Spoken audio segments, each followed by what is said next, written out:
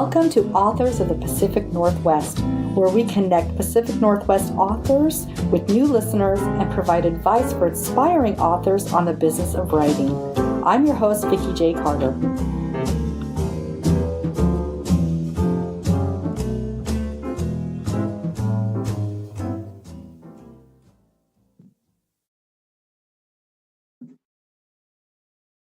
So hi there, podcast listeners. Thank you so much for coming back to the Authors of the Pacific Northwest. And today we have a special guest, and I am excited about this author.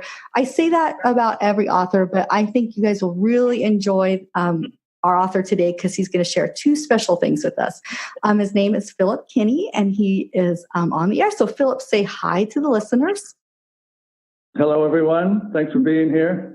Awesome. So, Philip, I usually start out the podcast with a few general questions so that listeners can get to know you a little bit. First, what state in the Northwest are you living in? I'm in Oregon. Mm-hmm. And I think you're in one of my favorite cities in the whole Northwest, the PDX Portland area. Woohoo!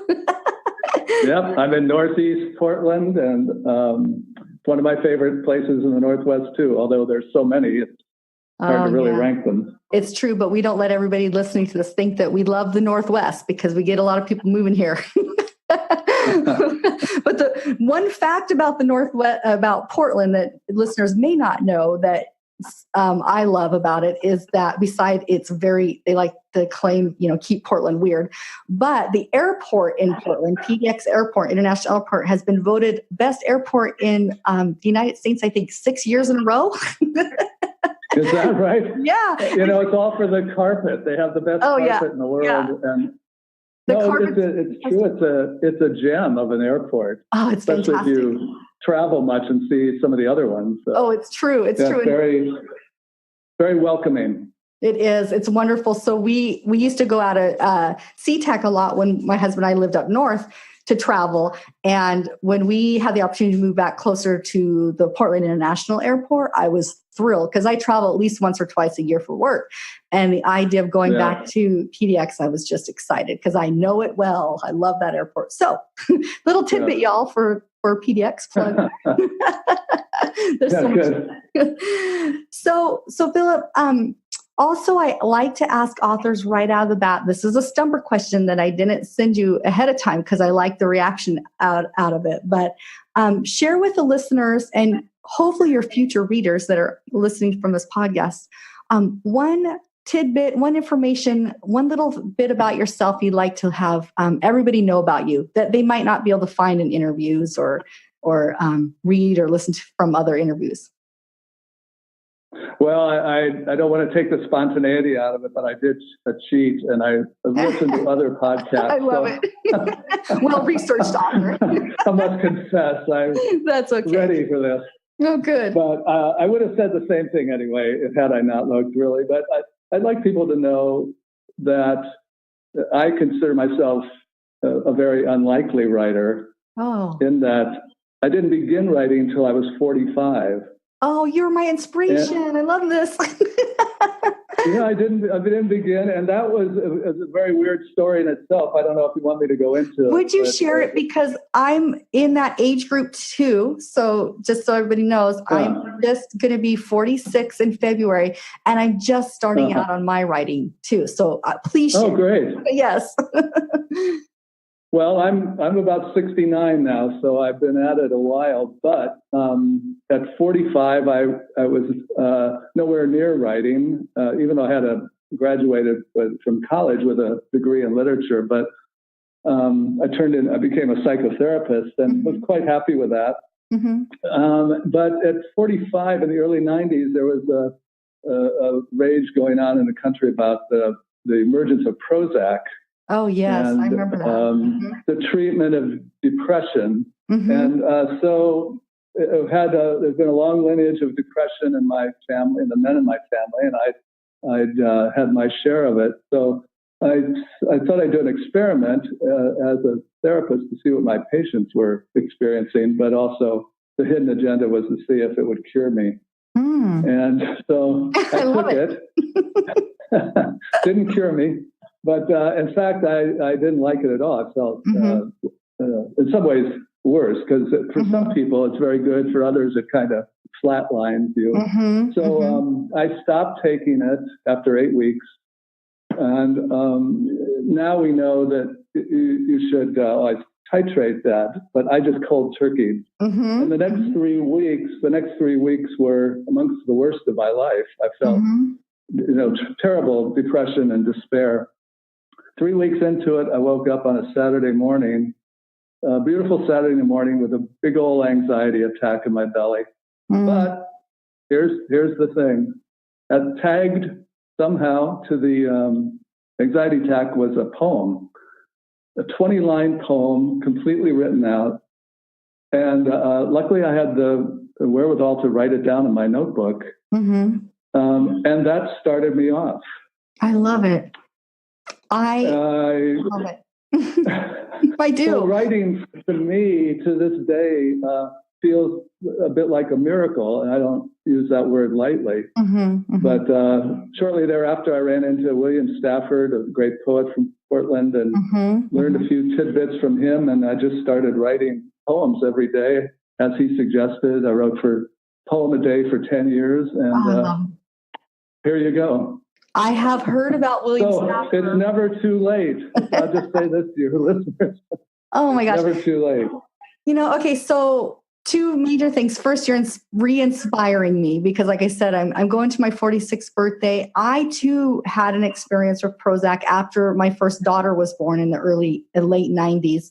Went through postpartum depression, and they offered Prozac, and of course you're going to buy it. You have a baby, you got to take care of, and had the very similar horrible experience with it, and did go off cold turkey as well, which is my only experience of that kind of drug and then removal from drug without assistance. It was miserable.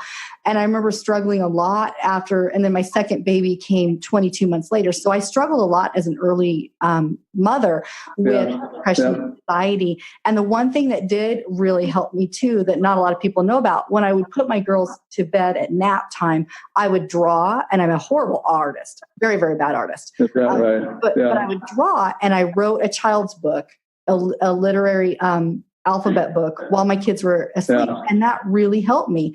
Never dawned on me until now that is a part of the artist process, that it was saving you, from all of the depression and anxiety as a new mom.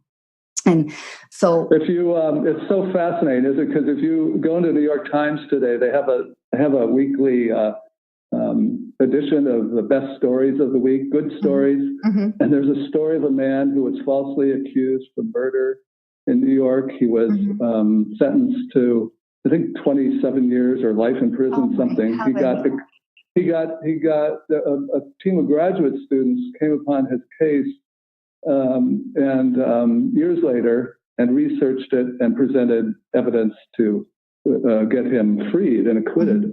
But you know how he made it through prison? He drew every day. I love it. And of all things, he drew golf courses.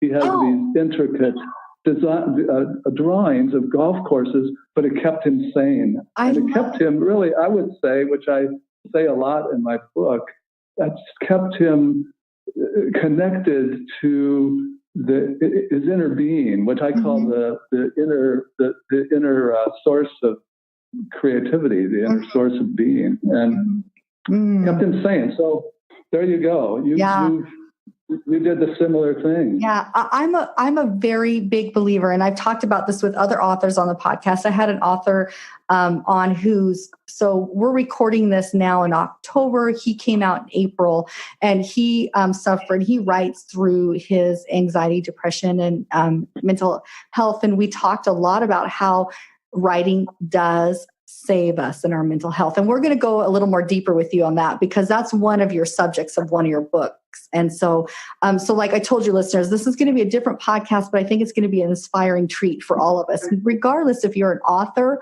or if you're an artist, a songwriter, a singer, or you are dabbling in the idea that you're creative somehow and you feel that creativity in you. Hopefully this podcast will inspire you to embrace that creativity and live through it, because it is a powerful, powerful healing tool. So, so let's get back to the two titles that you have that we're going to talk about. The first one, I believe, is Radiance, and it was a novel, correct, Philip? Yes, that's right. Yeah, and then when I turned. Well, I'll tell you about that later. Okay. Go ahead. Yeah, and we'll go back to, and then the other one that we're going to talk about, which I feel like is such a treat. I get two really great topics on this podcast, is the Writer's Crucible, and it is Philip's latest book that has come out about meditation and the emotional well-being and of creative individuals. So he's going to share with us some great information about how to balance our creative life, I believe. So Philip, let's start out with Radiance. Is it self-published? Because we do a lot of talking about publishing on this podcast. So is it self-published, independently published, or tell us the journey of publishing with that one first. Yeah, it's self-published. At the time, I was new to all of this, and I published it through CreateSpace. So I wouldn't do that again, but I did this one. I was like a lot of first-time writers. I was impatient, and I did try finding an agent and a publisher for 6 months, but then I went to a talk one evening for the Willamette Writers monthly meeting. You're familiar with Willamette Writers? Oh, yes. Yeah. Many of my authors will suggest Willamette Writers. Yeah, it's a great bunch of people. And anyway, they brought in a pretty well-known agent who'd been doing it for 25 years. And she said, well, truly, for most people, self-publishing may be the way, because even if you find a publisher, you may not recognize your book when they get done with it, and it could take a couple of years to get published. So when I heard that, I said, well, that's enough, because I don't have much time. I have a full-time psychotherapy practice. I had 2 teenage boys at the time, and my wife had a mysterious illness. So I just went and did it through CreateSpace. But I have to tell you, I thoroughly enjoyed the process. I designed the cover of the book and things like that. And I found that very interesting and engaging.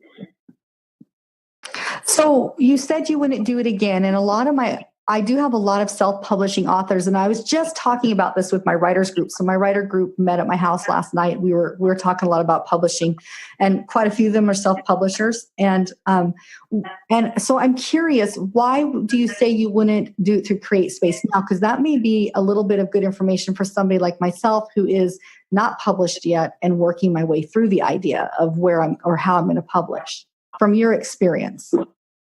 Well, I hope I don't get you or myself in trouble here. Oh, but, please, it's okay. Nobody gets in trouble here. That's good. I told you earlier that I'm boycotting Facebook. Yes.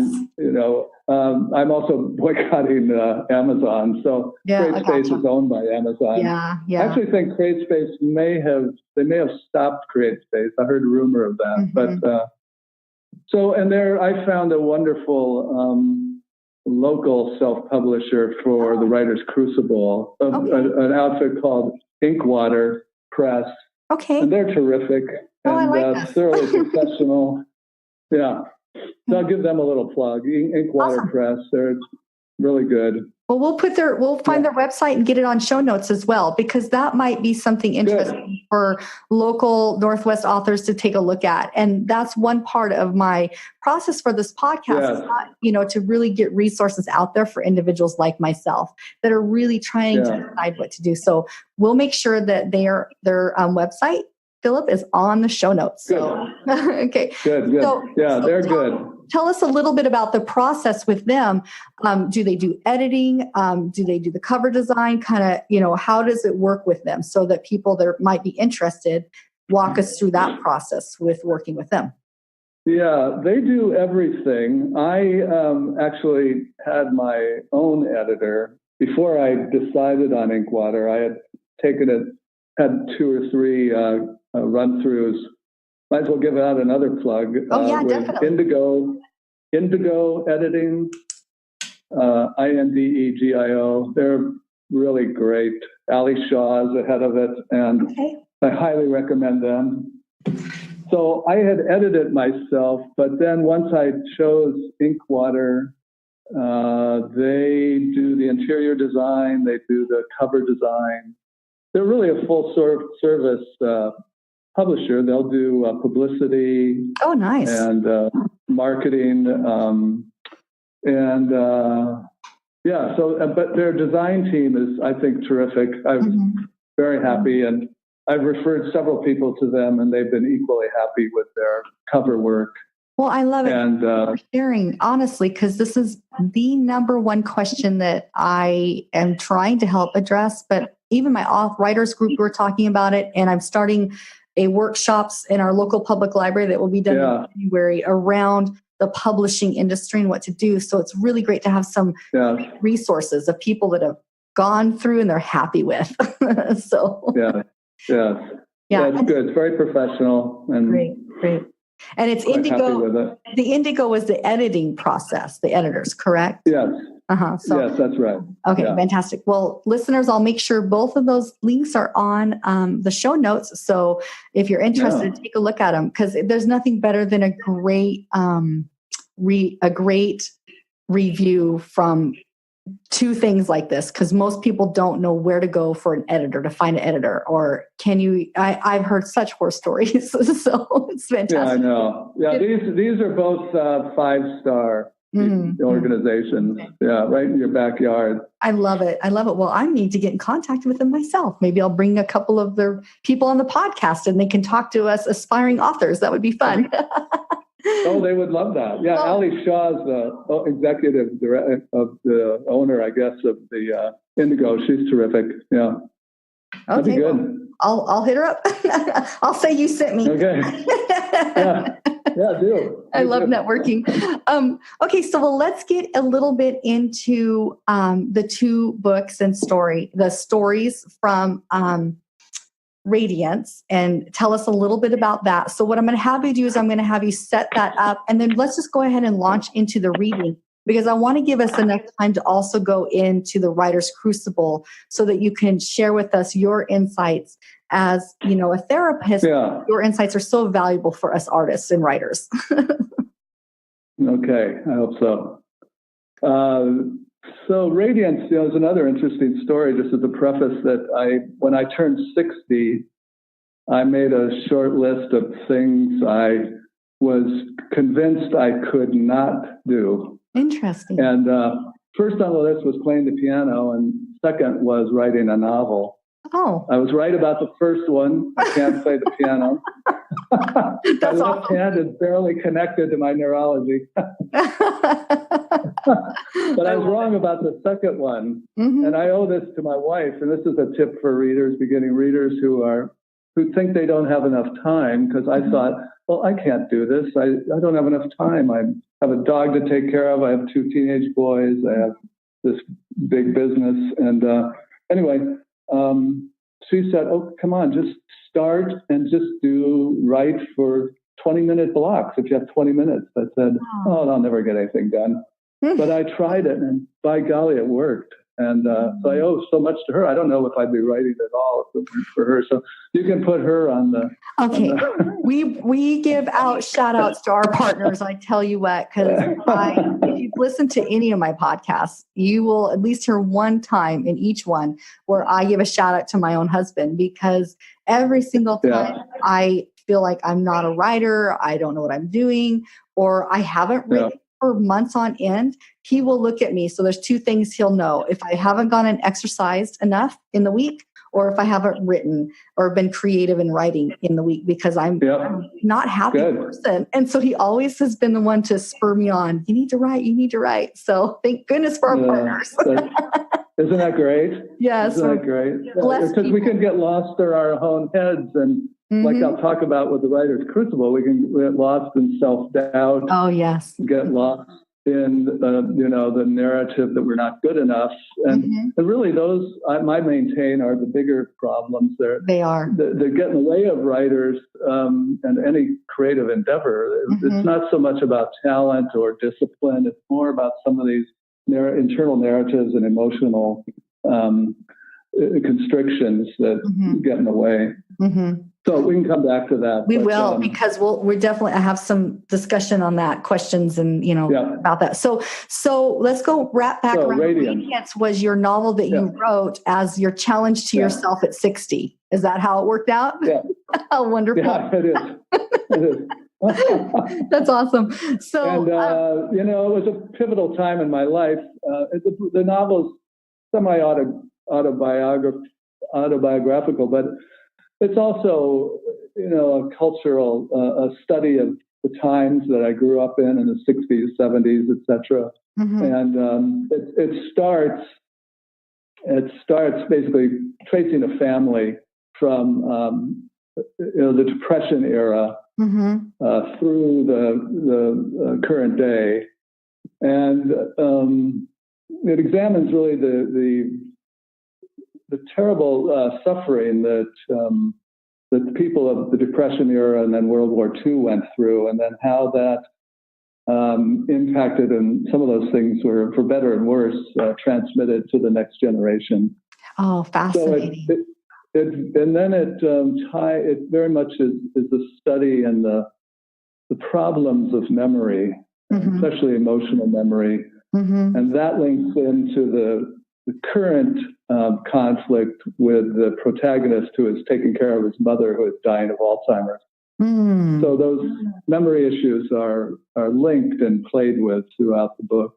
What an absolutely powerful storyline. I love the examination of our past through story, and finding out reasons why maybe individuals operated the way they did as adults based on their past history as children.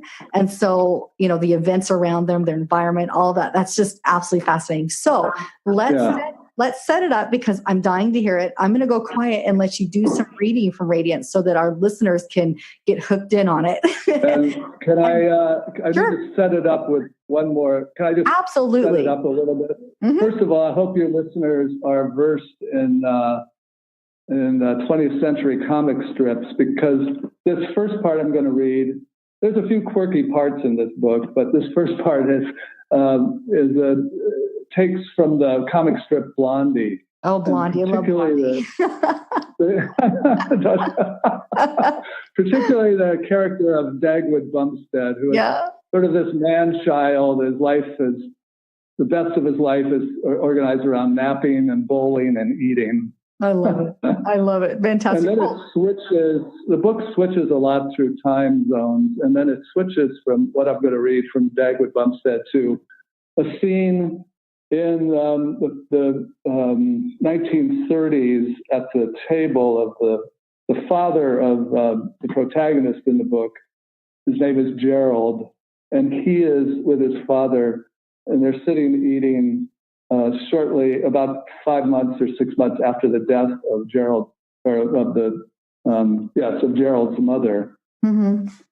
So fantastic. That sort of sets you up. I love it. And I'm going to do one quick thing. So listeners, if you don't know the comic strip Blondie, I believe you can find it online. So Google it while you're listening. You can and check it out, because it is really hysterical. We don't see comics like this anymore. So look at it. Okay. So I'm going to go quiet and let you read. Okay. It's about 8 minutes worth. Perfect. This is from a chapter in the book entitled Food and Hunger. It is a few minutes before midnight when Dagwood Bumstead lifts his blankets and ever so quietly slips from bed. Blondie is sleeping on her side with her back to the room and is undisturbed by Dagwood's movements. He tiptoes to the door. The dog watches his furtive gait and follows to the head of the stairway, where Dagwood pauses, now confident his departure has gone undetected. A gleam that stretches from ear to ear lights up the hallway, and the two merry companions scamper down the stairs. When we next see Dagwood, he is seated at the kitchen table admiring a skyscraper sandwich, at least a foot tall, and layered with every imaginable leftover a refrigerator can hold. It is a thing of beauty, bulging with tomatoes and beef, pickles and cold cuts, lettuce and bologna, mayonnaise and mustard are spilling out from between 10 stories of fresh bread, and the whole thing is crafted with enough care and skill to rival the Empire State Building. And in his moment of triumph, before he takes that first impossible bite, Dagwood Bumstead pauses and looks us in the eye. The gleam has doubled. The master of the nap is glowing like a 3-year-old who has found his blanket. Though he has been secretive until now, he does not feel caught. A puppy feels more shame than Dagwood. He can look at us with unabashed delight because he knows we understand and share in his exuberant victory. He can look at us without a trace of self-consciousness and proclaim for every white American man, I have it all. His is a triumph over hunger, the defeat of longing. He can eat when he wants, as much as he wants. There in the privacy of his kitchen, it is all in his hands, and nothing can take it away.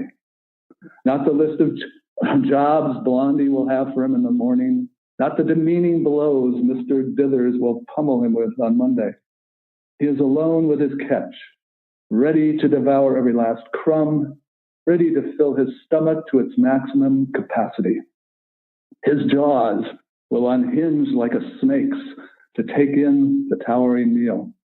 And his mouth, the happiest part of his body, the home of his voracious appetite, will explode with sensations so exhilarating as to satisfy every molecule of his desire.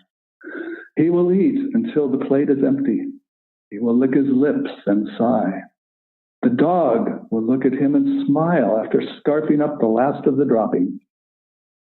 When he has finished, Dagwood Bumstead will walk the stairs to his bedroom. He will tuck himself in beside his unsuspecting wife, roll over on his side, smile, and sleep like a baby, content with a full belly and the knowledge that he lives in a land of plenty. At another table in another land, Gerald stares at his dinner plate. He stares at the boiled potatoes and the scrap of dry meat. The bread in his mouth is hard, and the chewing required to break it down tires him. He gives up and pushes his chair away from the table. Why aren't you eating? Warren's first words of the night sound like a dog barking at a stranger. Gerald says nothing. Answer me. The dog begins to snarl. Not hungry. Eat your damn food. Do you know what it costs me to get that meat? Do you know what I have to do to feed you? Digging those damn ditches every day, during a couple of goddamn dollars, and then you won't even eat the goddamn food on your plate.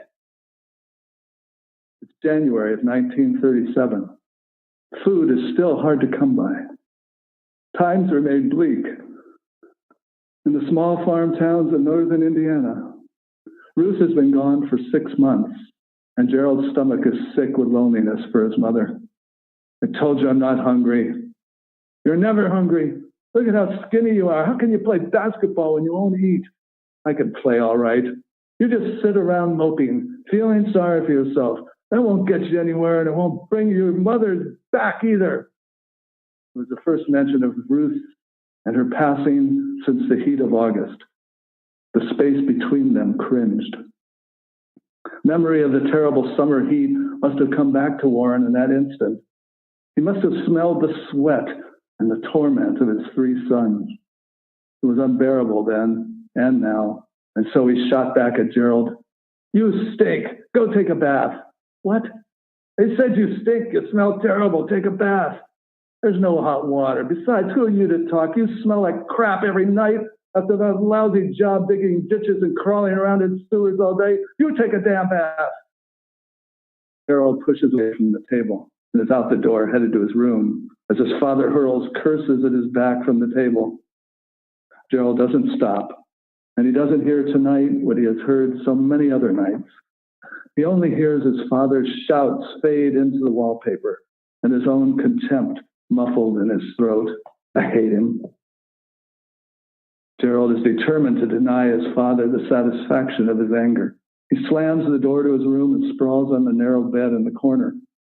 The room is cold. Mold is growing on the walls. 6 months have passed since the son died.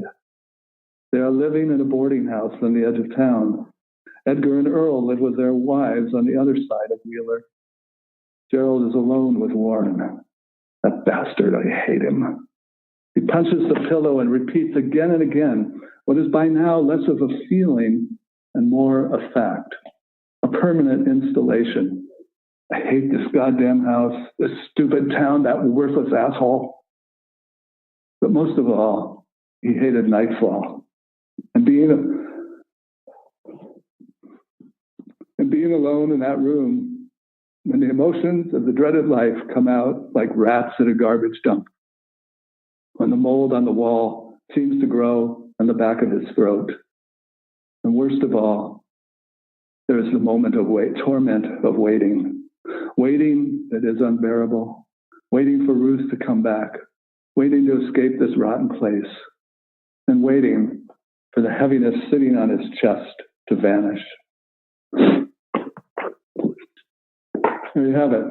Oh, Philip, absolutely amazing, brilliant, and emotional. So thank you for sharing that part of the story with us. And listeners, I hope you were drawn in and feel the same emotion I feel as I'm listening. So it's beautifully written. Thank you, Philip.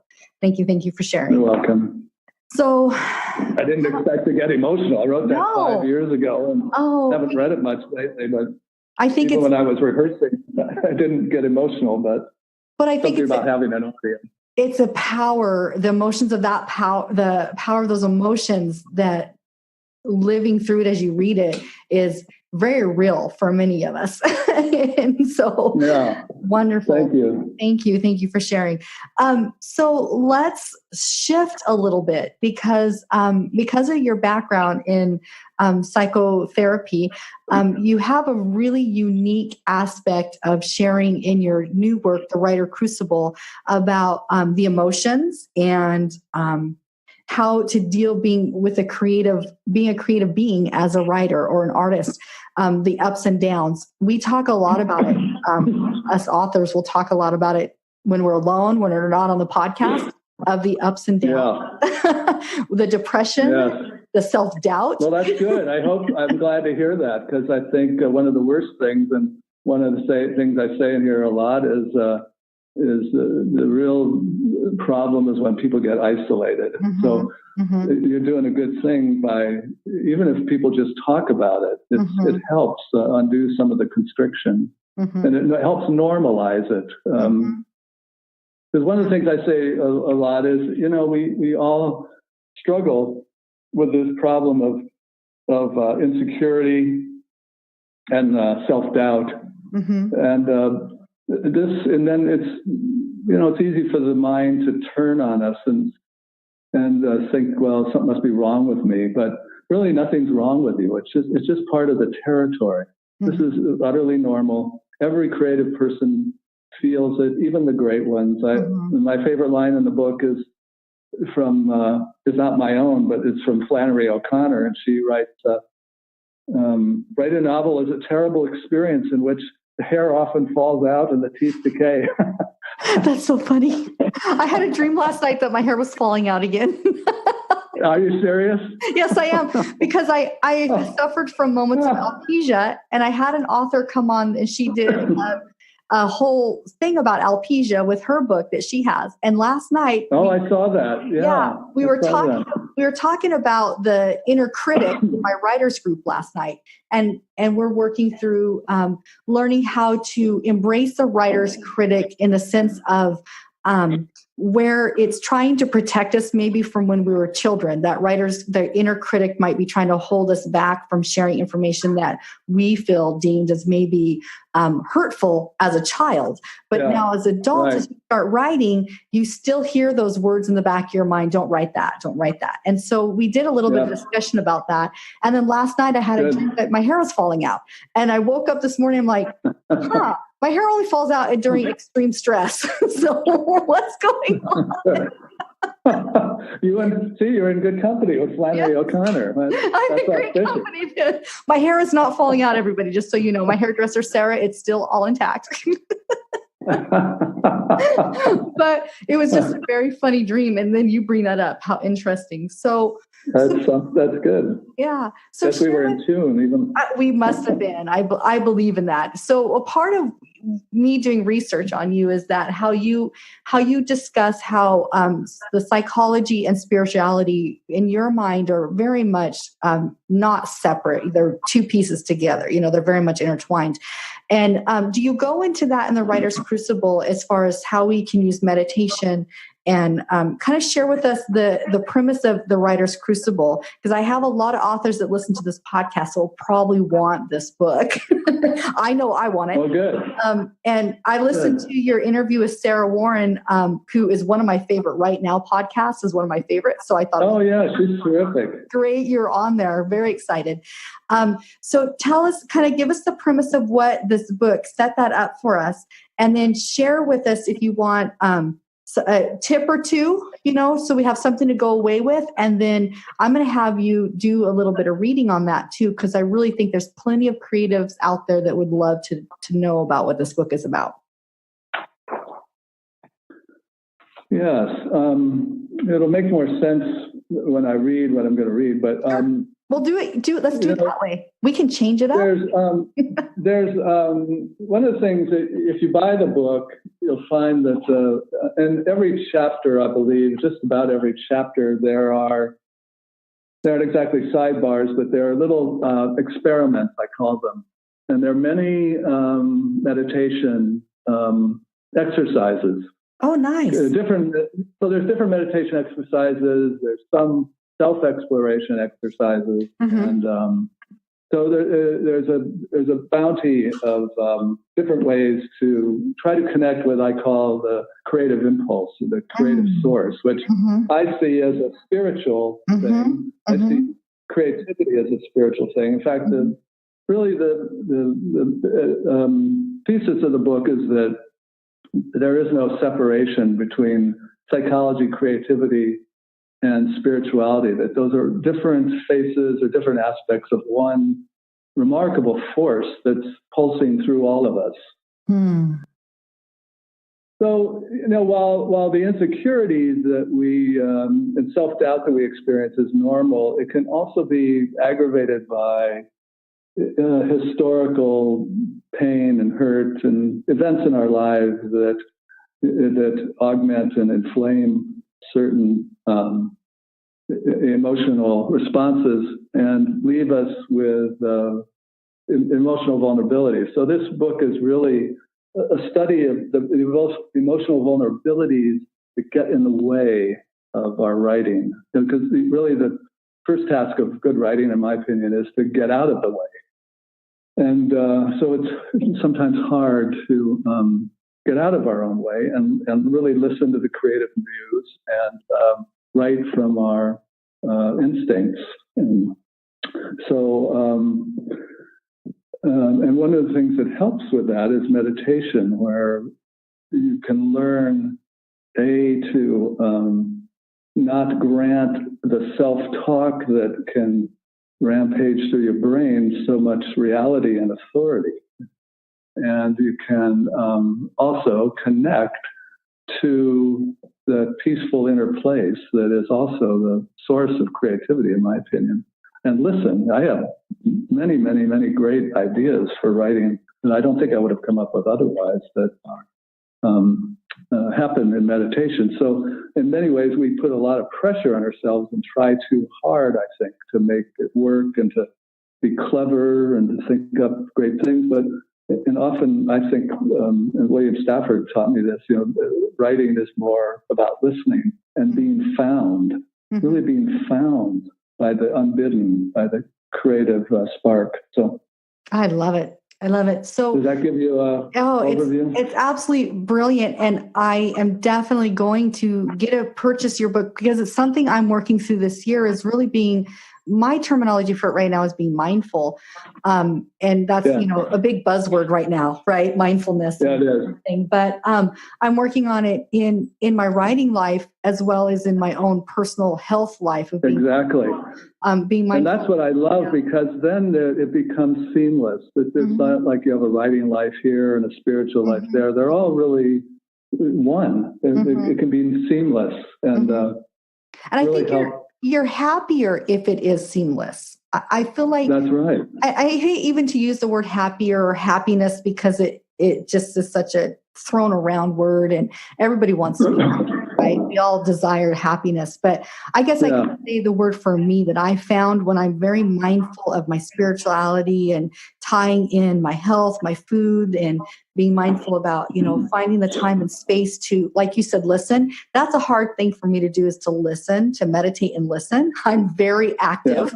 So sitting and listening is a challenge, always has been. My parents will tell you this, that I don't listen well. And, but I'm learning this. And the wonderful thing is that there's a peace that comes when you start having these pieces come together in your life. You actually don't react to the world or to others around you the same way. People notice that. So I love this discussion. I hope that this inspires others that may be struggling with, all those little pieces of life and creativity and health and well-being, and bringing them together under, a thoughtful mindfulness. So wonderful. I'm glad that you wrote this book. So what would you like to share with us out of it? Should I read a little? Yes. I can read a little from yes, the prologue. Please do. Yes, absolutely. I'm hooked. I want to hear. Could I give a final plug? You here? absolutely can plug as much as you wish. if you or others want to buy the Writer's Crucible, if you must, you could go through Amazon. But if you're like me and you treasure independent bookstores, I would invite you to. It's because they're an endangered species. I would invite you to order the book through Broadway Books in Portland. Books? Fantastic! All right. Broadway Books. It's you can go on their website and find my book, or you can call them at 503-284-1726, and they will mail you a copy. Fantastic. I'll make sure that is so awesome. I'll make sure that's all in show notes too for my listeners. One thing a lot of the listeners don't know, as I feel like giving back to community. And so as I bring authors on these podcasts, I also created a small Facebook group just for the authors that are featured. And I invite also connections with small bookstores in there as well, so the writers can get connected with bookstores. So I think that's awesome that you're already working with a bookstore in the area, a smaller one in Portland. Fantastic. I'm going to go connect with them too, so that we can bring them into that group as well. So they are terrific, and they're such champions of writers, both established and well-known and emerging writers. So it's a great we'll people. Definitely connect with them. I've been thinking about this year. This is kind of rabbit trailing. Sorry, listeners. I'm going on getting ready for the first year of podcast recordings. So a lot of people don't know I do the recordings and then I schedule them out. So we're getting close to the year mark for me is that. And I'm thinking about what else we can do. Maybe bringing some bookstore owners on the podcast would be a fun experience, and they can talk. Oh, wouldn't that be good? Yeah, that would be terrific. Yeah. Thank you for the idea. Well, Sally and Kim at Broadway Books are. Okay, well, I will once again. The real thing. I will let them know that you sent me. Oh, do yes, good. Okay. Yeah. Okay. Well, fantastic. Okay. So I'll make sure that's all in show notes so that listeners can connect with Broadway Books as well. Okay. Super. Thank you. You bet. Much obliged. You bet. So let's set us up for the reading. You're going to share with us a section of the Writer's Crucible, and I will definitely go quiet so the dogs aren't barking during it. And I'm going to go my quiet listening mode, which is very good for me to practice. Good. Perfect. You can meditate and then take it in. Yes. Okay. Ready to go. I'm going to read from the prologue, which is entitled A Short Story. Should you explore the mystical tradition of 13th and 14th century Persia, you would find great poets like Rumi, Hafiz, and many other masters of word and space. If you enter those circles, you will soon hear of a character named Nasruddin, who is dear to the hearts of all who know him. Nasruddin is the adorable fool on the hill. You might think of him as the Yogi Berra of Sufi storytelling. His mind-altering stories and aphorisms are legendary in revealing the folly of human striving and in opening the mind to understand the nature of its own waywardness. My favorite Nasruddin story as it relates to the writer's path is the following, which some call Nasruddin's bullseye. It goes something like this. Nasruddin walks into town one morning and notices an archer practicing at the far corner of the green. He approaches the targets and is astounded to see that every single shot has hit the center of the circle. Bullseye! Amazed by such skill, Nasruddin approaches the archer and asks, "Good sir, how is it that you are able to make every arrow a perfect bullseye?" The archer turns to Nasruddin and shares his secret. "Well, you see, my friend, I take aim, pull the string, release, and draw a circle around the spot the arrow lands. Nothing to it. Take aim, writers, release, and circle what shows up on the page. Perfecto. You have to love it, right? Isn't this the foolproof protection against writer's block you've always wanted? And what is worse than the dreaded block? Why, self-reproach, of course. How many times have you read over an hour's worth of work and proclaimed, well, that sucks. Never again. Cured. Just follow the wisdom of Nasruddin's bullseye. All will be well. Good? Ah, were it so. Artists suffer, and writers could be at the head of the pack when it comes to agonizing in solitude, dealing with helpless spells of infertility and hopelessness. Really, why write? Why face the emotional challenges lurking with the turn of every page? Why feel so vulnerable, exposed, and subject to repeated rejections? Why? Because it is amazing. Because to dare to write is to venture into the territory Nobel laureate Toni Morrison calls the non-secular. What is this territory Morrison is talking about?